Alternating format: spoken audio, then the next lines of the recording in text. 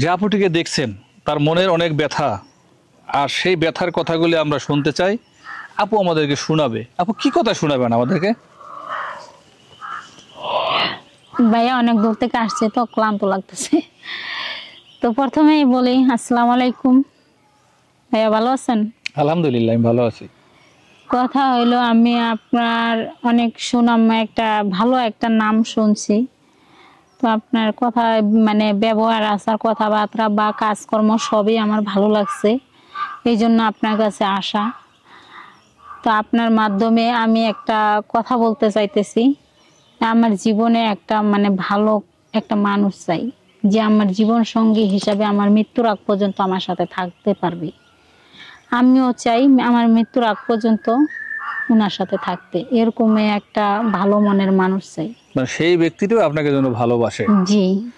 একে অপরকে ভালো না বাসলে ভালোবাসার বন্ধন গড়ে ওঠে না, সেটা আমরা জানি। সেটাই। কিন্তু আমরা গল্পতে শুনছিলাম যে আপনার সাথে আরেকটা বিয়ে হয়েছিল পারিবারিক ভাবে, সেই বিয়েটি কেন ভেঙে গেল আপু? ভাই পারিবারিক ভাবে সমস্যা ছিল, তো মানে অনেক অত্যাচার করতো, মারধর করতো, মায়ের কথা শুনতো, বোনের কথা শুনতো, পাড়াপড়শির কথা শুনতো। মানে আমি যে বউ, আমি যে ওর ঘরের বউ, একটা ওয়াইফ, ও কোনো মাথায় নেই বা গুরুত্ব নিত না কখনো। এই কারণে আর কি ডিভোর্স হয়ে গেছে। আমি এগুলা সহ্য করতে পারি না, এই জন্য ডিভোর্স হয়ে গেছে, ডিভোর্স করে দিছি। এই জন্য ডিভোর্স হয়ে গেছে।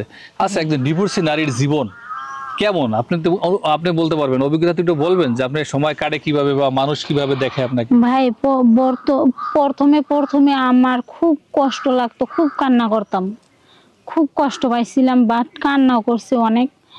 তখন আস্তে আস্তে মানে মানুষও খারাপ বলতো, এখন সবাই বলতেছে কান্না করলে অমুক তমুক ভালো মন্দ মিলে, মানে মানুষে বিভিন্ন ধরনের বিভিন্ন জনে কথা বলে। তখন আমি কি করব, মানে আস্তে আস্তে নিজের শক্ত করলাম। না অনেক কষ্ট লাগে মনের ভিতরে, তামু কষ্টটারে চাপা রাখে মনটারে মানে একটু শক্ত করলাম। পরে দেখি নিজের একটা চলার মতো ব্যবস্থা করতে হবে, মানে আমি সেলাই কাজ করতেছি। তারপরে মনেটা তো মনেই আছে, মনের ব্যথা মনেই আছে। মানুষের অনেক অনেকজনের অনেক রকমের কথাবার্তা শুনতে হয়। আপনার এই দুঃখের কথা সুখের কথা শুনে যদি কোনো ভাই আপনার সাথে কথা বলতে চায়, কিভাবে বলবে? যেমন আমি আপনার মাধ্যমে এটা জানাইতেছি, এরকম ওরাও আপনার মাধ্যমে আমার সাথে যোগাযোগ করবে। মানে মাধ্যমটা আমি। জি। যাই হোক, আপনারা যে নাম্বারটা দেখতে পাচ্ছেন, এটি একটি ইমো এবং হোয়াটসঅ্যাপ নাম্বার। এই নাম্বারটা চ্যানেল কর্তৃপক্ষের নাম্বার।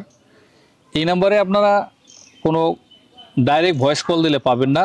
যদি আপনারা ইমো এবং হোয়াটসঅ্যাপ ব্যবহার করেন তাহলে আমাদের সাথে কথা বলার সম্ভাবনা আছে। আর অবশ্যই যদি কলে না পান, ধৈর্য ধরে ভয়েস করে রাখবেন, আমরা সুযোগ পেলে আপনার সাথে যোগাযোগ করে নিব। অযথা ভিডিও কল দিয়ে কেউ বিরক্ত করবেন না। আর সবার জন্য আমরা দোয়া করি, আল্লাহ যেন যে যেখানে আছে সবাইকে ভালো রাখে, সুস্থ রাখে। সবাই ভালো থাকবেন। আল্লাহ হাফেজ।